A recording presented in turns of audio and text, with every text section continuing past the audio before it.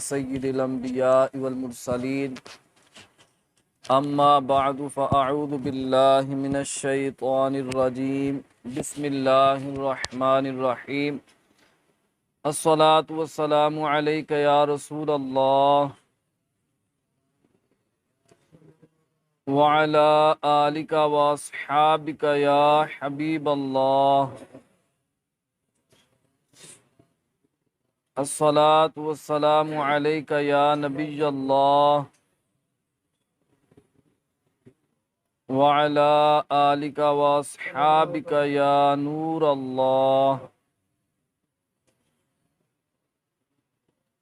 نویت سنت الاعتکاف۔ یاد رکھیے کہ مسجد کے اندر کھانا پینا یا سونا ان کاموں کی شرعی طور پر اجازت نہیں ہوتی۔ مسجدیں اللہ تعالیٰ کا ذکر اس کی عبادت کے لیے بنائی جاتی ہیں اور ان کے اندر وہی کام کیا جائے گا جس کے لیے مسجدیں بنائی جاتی ہیں۔ ہاں، اگر کسی بندے نے اعتکاف کی نیت کی ہوئی ہو تو اس کے لیے ضمنی طور پر کہ جہاں پر اس نے دیگر عبادات کرنی ہیں تو اس کے ساتھ ساتھ مسجد میں کھانے پینے اور سونے کی اس کو شرعی طور پر اجازت مل جاتی ہے۔ اس کے علاوہ مسجد کے اندر کوئی کھانا پینا، چاہے سحری افطاری کرنا، اور اس کی زیادہ ضرورت ماہ رمضان میں پیش آتی ہے کہ جب مسلمان مسجد میں آ کر افطاری کرتے ہیں یا مسجد کے اندر جب مختلف مواقع پر ختم دلائے جاتے ہیں اصحال ثواب وغیرہ کی نیت سے، تو اس موقع پر جب مسجد میں کھانے پینے کی حاجت پیش آتی ہے تو اس موقع پر اس بات کا خیال رکھنا چاہیے کہ اعتکاف کی نیت اس سے پہلے کر لی جائے۔ اعتکاف کرنا بڑی عظیم عبادت ہے۔ بنیادی طور پر اعتکاف کی 3 قسمیں ہیں۔ سب سے پہلے نمبر واجب اعتکاف، دوسرے نمبر پر سنت اعتکاف اور تیسرے نمبر پر نفلی اعتکاف ہوتا ہے۔ واجب اعتکاف وہ اعتکاف ہے کہ جس اعتکاف کی اگر کوئی بندہ منت مان لیتا ہے، جس طرح ہم اپنے کسی کام کی، کسی مقصد کی تکمیل کی کوئی منت مان لیتے ہیں کہ اگر میرا یہ فلاں کام ہو جائے تو میں اتنے پیسے اللہ تعالیٰ کی راہ میں خیرات کروں گا، یا اگر میرا فلاں کام ہو جائے تو میں اتنے رکعت نوافل ادا کروں گا۔ اسی طرح اعتکاف کی بھی منت مانی جا سکتی ہے کہ اگر میرا فلاں کام ہو جائے تو میں اتنے دن مسجد میں اعتکاف کروں گا۔ تو اس طرح اگر کوئی منت مان لے تو اب اگر اس کا وہ کام پورا ہو جاتا ہے تو اس کے لیے مسجد میں اعتکاف کرنا اتنے دن کا وہ واجب ہوتا ہے۔ اس کے علاوہ ماہ رمضان المبارک کے آخری عشرہ میں جو 10 دن کا اعتکاف کیا جاتا ہے یہ سنت اعتکاف ہے، سنت مؤکدہ علی الکفایہ ہے۔ نبی پاک علیہ السلام ہر ماہ رمضان المبارک کے اندر آخری 10 دنوں کا اعتکاف بڑی پابندی کے ساتھ فرمایا کرتے تھے، حتیٰ کہ ایک مرتبہ آپ علیہ السلام کا آخری 10 دن کا اعتکاف چھوٹ گیا تو آپ نے ماہ رمضان المبارک گزرنے کے بعد ماہ شوال المکرم کے اندر 10 دنوں کا اعتکاف فرمایا۔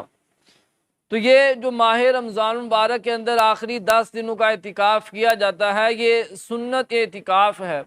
اور اس کا شرعی حکم وہ سنت مؤکدہ علی الکفایہ ہے۔ یعنی جس طرح ہم نماز جنازہ پڑھتے ہیں تو نماز جنازہ پڑھنا فرض کفایہ ہوتا ہے، اسی طرح یہ جو اعتکاف ہے سنت اعتکاف یہ سنت مؤکدہ علی الکفایہ ہے، یعنی کہ اگر پورے علاقے میں سے چند لوگ مسجد میں اعتکاف کر لیتے ہیں تو باقی سب لوگ بری الذمہ ہو جاتے ہیں۔ اور تیسرے نمبر پر ہے نفلی اعتکاف۔ نفلی اعتکاف جیسے ہم مسجد میں آتے ہیں، آ کر نماز پڑھتے ہیں، کچھ دیر کے لیے بھی مسجد میں آئیں، چاہے 2 منٹ کے لیے آپ مسجد میں آئیں، تو بہتر یہ ہے کہ مسجد میں اعتکاف کی نیت کر لی جائے۔ اس کا فائدہ یہ ہوتا ہے کہ بندے کا جو نیکیوں والا میٹر ہے وہ مسلسل چلتا رہتا ہے۔ آپ مسجد میں بیٹھ کر اگر نماز پڑھ رہے ہیں یا قرآن پاک کی تلاوت کر رہے ہیں، ذکر و اذکار کر رہے ہیں، تو ان عبادات کا ثواب ملنے کے ساتھ ساتھ آپ کو نفلی اعتکاف کا ثواب برابر ملتا ہی رہتا ہے۔ ہر سانس پر بندے کو نیکیاں ملتی ہیں۔ تو اس لیے جب بھی مسجد میں آنے کا موقع ملے تو اعتکاف کی نیت کر لینی چاہیے۔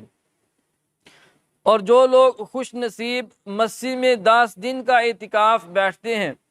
ان کے تو وعدے ہی نیارے ہیں کہ نبی پاک علیہ الصلوۃ والسلام کی حدیث مبارکہ ہے جس میں آپ نے ارشاد فرمایا کہ جس بندے نے ایمان کی حالت میں ثواب کی نیت سے مسجد کے اندر اعتکاف کیا، اللہ تعالیٰ اس کے سابقہ گناہوں کو بخش دیتا ہے۔ ایک دوسری حدیث مبارکہ کے مطابق جو بندہ مسجد میں سنت اعتکاف کرتا ہے تو اللہ تعالیٰ اس کو 2 حج اور 2 عمرے کے برابر ثواب عطا فرماتا ہے، کہ اس کا یہ اعتکاف کرنا یہ 2 حج اور 2 عمرے کرنے کے برابر ہے۔ تو جہاں پر یہ بڑا عظیم الشان عبادت والا کام ہے، تو جو کام جتنا عظیم ہوتا ہے، جو مقصد جتنا بلند ہوتا ہے، اس کے آداب کا خیال رکھنا بھی اتنا ہی ضروری ہو جاتا ہے۔ اعتکاف کا مقصد اللہ تعالیٰ کی بارگاہ میں حاضر ہو کر اس کی عبادت کرنا اور اس سے اپنے لیے بخشش کی بھیک مانگنا ہے۔ اعتکاف کا لفظی معنی ہی دھرنا مارنا ہے، کہ جس طرح کچھ لوگ اپنے کسی مقصد کے لیے کہیں پر دھرنا دے دیتے ہیں، تو اسی طرح اعتکاف کا مطلب بھی ہے دھرنا مارنا، کہ گویا کہ بندہ اللہ تعالیٰ کی بارگاہ میں اس کے دربار میں آ کر دھرنا مار دیتا ہے کہ یا باری تعالیٰ، جب تک تم مجھ سے راضی نہیں ہو جاتا، جب تک تم میری بخشش نہیں فرما دیتا، میں یہاں سے نہیں اٹھوں گا۔ تو اعتکاف کا جو مقصد ہے وہ اللہ تعالیٰ کی بارگاہ میں دھرنا دینا ہے، اللہ تعالیٰ کی رضا حاصل کرنے کے لیے، اس کی خوشنودی پانے کے لیے مسجد کے اندر اعتکاف کی نیت سے ٹھہرنا ہے۔ تو اس کے ساتھ ساتھ جب بندہ مسجد میں اعتکاف کی نیت سے ٹھہر جائے تو اس کو چاہیے کہ پھر اپنی صفائی ستھرائی کا اور مسجد کی صفائی ستھرائی کا اور مسجد کے جو دیگر آداب ہیں ان کا بھی لحاظ رکھے، کہ مسجد کے اندر دنیاوی باتیں نہ کی جائیں، مسجد کے اندر مباح باتیں یعنی کہ جن میں نہ ثواب ہے نہ گناہ ہے وہ بھی نہ کی جائیں۔ کہ حدیث ایک روایت میں آتا ہے کہ جو بندہ مسجد میں مباح باتیں کرتا ہے تو یہ اس کی نیکیوں کو اس طرح کھا جاتا ہے جیسے آگ لکڑی کو کھا جاتی ہے۔ اور اگر کوئی بندہ مسجد میں رہتے ہوئے بھی دنیاوی باتوں میں مشغول رہے تو اس کے بارے میں نبی پاک علیہ الصلوۃ والسلام کی حدیث مبارکہ ہے، آپ نے ارشاد فرمایا کہ لوگوں پر ایک زمانہ ایسا آئے گا کہ مسجدوں میں دنیا کی باتیں ہوں گی۔ تو نبی پاک علیہ الصلوۃ والسلام نے مسلمانوں کو یہ تعلیم دیتے ہوئے حکم ارشاد فرمایا کہ تم ان لوگوں کے ساتھ مت بیٹھو کہ ان کو اللہ تعالیٰ سے کچھ کام نہیں۔ تو جو بندہ مسجد میں آیا ہی اللہ تعالیٰ کو راضی کرنے کے لیے ہے، تو اگر وہ اس طرح کے کام کرتا ہے کہ مسجد میں دنیاوی باتیں کرے تو اس کے بارے میں تو نبی علیہ الصلوۃ والسلام کا فرمان ہے کہ اس کو اللہ تعالیٰ سے کچھ کام ہی نہیں۔ تو یہ اعتکاف کے مقصد کے بالکل منافی ہے۔ ہاں، جو بندہ مسجد میں سنت اعتکاف کی نیت سے 10 دن کے لیے ٹھہرا ہوا ہے تو اگر وہ ضرورتاً اس کو کوئی دنیاوی بات کرنی پڑے تو اس کی شرعی طور پر اجازت ہے، لیکن وہ بھی مسجد کے آداب کا لحاظ رکھتے ہوئے آہستہ آواز میں بات کرے، زیادہ شور شرابہ کرتے ہوئے بات نہ کرے۔ اسی طرح جو مسجد میں اعتکاف کی نیت سے ٹھہرتے ہیں تو بعض اوقات دیکھا جاتا ہے کہ وہ اپنا ایک جگہ مخصوص کر کے پردے وغیرہ لگا کر، منہ بھی اپنا اچھے طریقے سے چھپا کر بڑی خاموشی کے ساتھ عبادت میں مشغول رہتے ہیں۔ تو یہ بھی یاد رکھیے کہ مسجد کے اندر اعتکاف کے لیے یہ خیمہ وغیرہ لگانا، پردے وغیرہ کر کے اپنا عبادت کا اہتمام کرنا نبی پاک علیہ الصلوۃ والسلام کی سنت مبارکہ بھی ہے، لیکن چپ چاپ رہنا، بالکل کسی سے کلام نہ کرنا اور اپنے لیے صرف خاموش رہنے کو ہی عبادت سمجھنا، یہ گناہ ہے، یہ ناجائز ہے۔ چپ رہنے کو عبادت سمجھنا گناہ ہے۔ ہاں، اگر بندہ اس نیت سے چپ رہتا ہے کہ فضول باتیں میں نہ کروں، دنیاوی باتیں نہ کروں، تو یہ اس کی عبادت ہے، لیکن ویسے خاموشی کو اپنے لیے عبادت سمجھنا یہ درست نہیں ہے۔ اسی طرح جو بندہ مسجد میں رہتا ہے یا مسجد میں نہیں ہے لیکن روزہ رکھتا ہے، تو ماہ رمضان مبارک میں ایک یہ بھی مسئلہ پیش آتا ہے۔ لوگ بسا اوقات پوچھتے ہیں کہ جی اگر رات کو سوتے ہوئے غسل کی حاجت پیش آ جائے، کہ جب بندہ صبح کو جاگے تو اس کو پتہ چلے کہ مجھے غسل کی حاجت ہے، مجھ پر نہانا فرض ہے، تو اب وہ کیا کرے؟ وہ روزہ رکھ سکتا ہے یا نہیں رکھ سکتا؟ وہ سحری کرے یا کہ غسل کرے؟ تو یہ بھی یاد رکھیے کہ جب ہم اس طرح اگر سوئیں کہ ہمیں غسل کی حاجت پیش آ جاتی ہے، تو جب ہم صبح کو اٹھیں تو پہلے پھر سحری کر لیں، اگر سحری کا وقت ہے تو منہ وغیرہ دھو کر سحری کر لیں، اور اس کے بعد جو ہے وہ اپنا فرض غسل ادا کر کے مسجد میں آ کر جماعت کے ساتھ نماز پڑھیں گے۔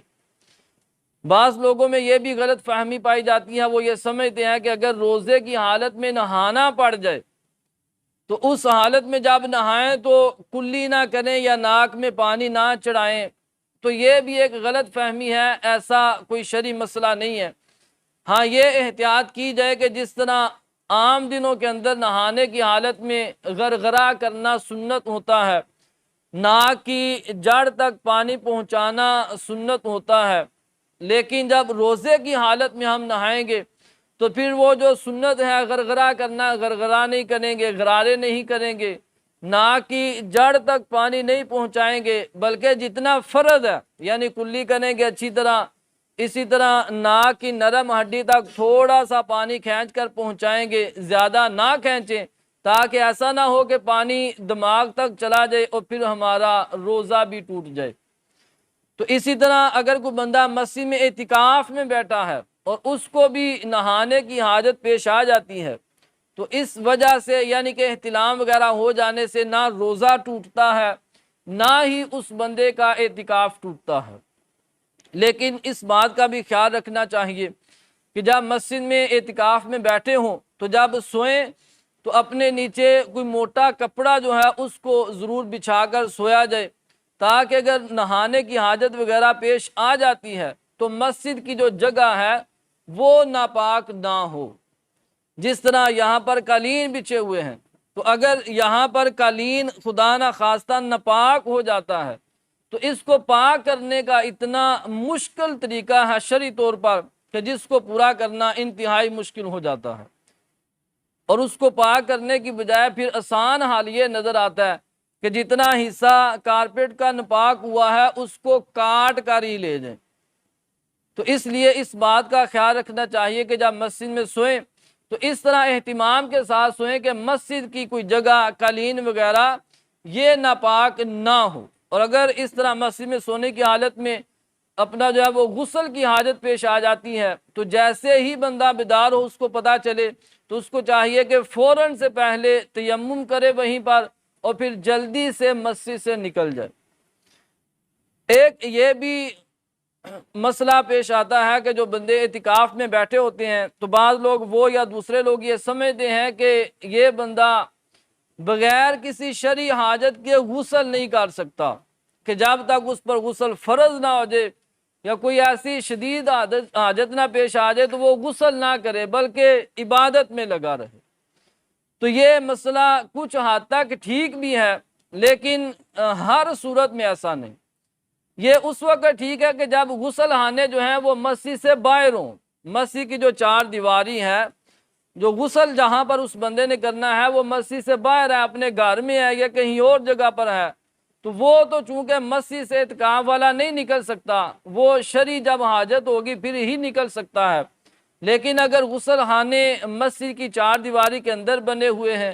یعنی کہ فنائے مسجد میں بنے ہیں، تو جو فنائے مسجد کی جگہ ہوتی ہے یہ اعتکاف کرنے والے کے لیے مسجد ہی کے حکم میں ہے۔